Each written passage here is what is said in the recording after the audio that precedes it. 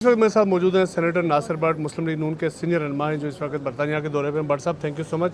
आज आपने देखा, आज भी बहस हो रही थी, कल पाकिस्तान में बजट पेश हुआ, तो क्या समझते हैं कितना सूदमंद है आम लोगों के लिए, कितने फ़ायदे हैं इसमें, हुकूमत कौन से बड़े फ़ायदे लेके है आवाम के लिए?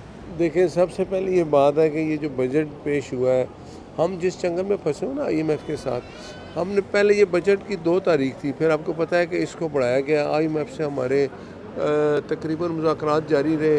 वज़ीर ख़ज़ाना साहब ने उनके साथ सुबह शाम बैठ के, क्योंकि हमने अपनी आवाम के लिए कोई रिलीफ लेना था, जिसमें जैसे ज़रूरी ज़मीनों पे उन्होंने कहा था टैक्स लगाना है, वो नहीं लगा।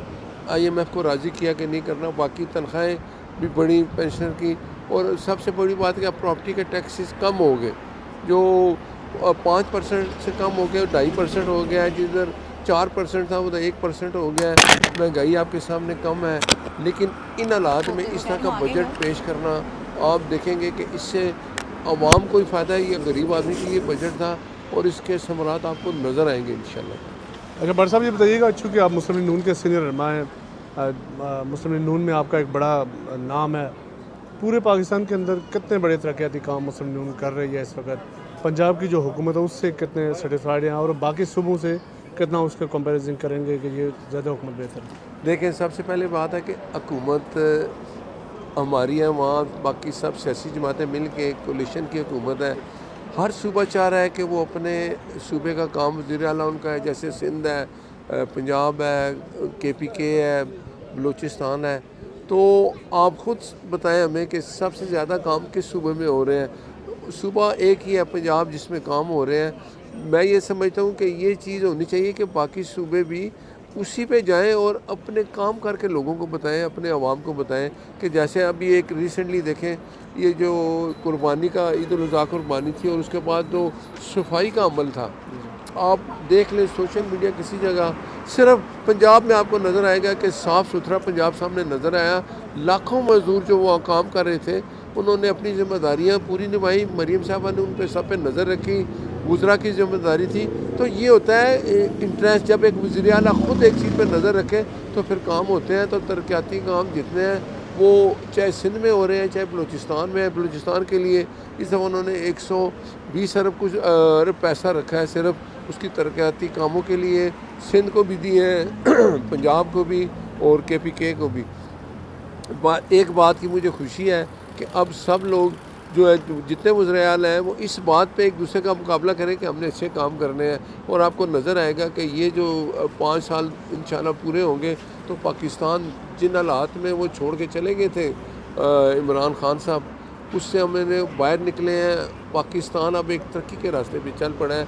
तो मुझे खुशी है कि हमारे प्राइम मिनिस्टर मियां शहबाज शरीफ साहब और बाकी जो हमारे साथ जितने कोलिशन है, पीपल्स पार्टी है, MKM और है, सब मिल के काम कर रहे हैं। और ये वक्त है कि हम मिल के पाकिस्तान को तरक्की के रास्ते पर लेके जाएँ। भट्ट साहब, इमरान खान साहब के बारे में इतलात आ रही है कि कुछ ही अरसे में रिहा होने वाले हैं, कितनी सदाकत है इसमें? आपको क्या लगता है कब तक रिहा हो जाएंगे?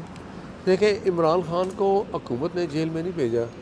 इमरान खान को हमने नहीं कहा 9 मई करें, इमरान खान को हमने नहीं कहा 26 नवंबर करें, इमरान खान को हमने नहीं कहा 190 मिलियन पाउंड जो हुकूमत पाकिस्तान के लिए आया था वो मलिक रियाज को दे के उससे आप अल-कादर यूनिवर्सिटी की ज़मीन लें और ट्रस्टी भी खुद बन जाए।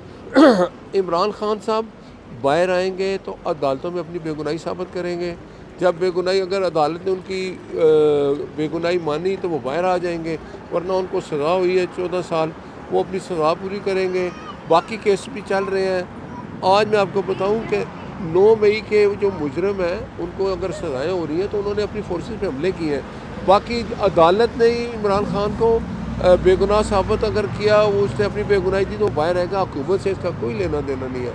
जब आप ऐसे काम करेंगे, जब आप रेंजर्स को शहीद करेंगे, जब आप रेड जोन में जाके गोलियां चलाएंगे, तो आपने गैर कानूनी काम किया। इसका जवाब आपने अदालतों को देना है।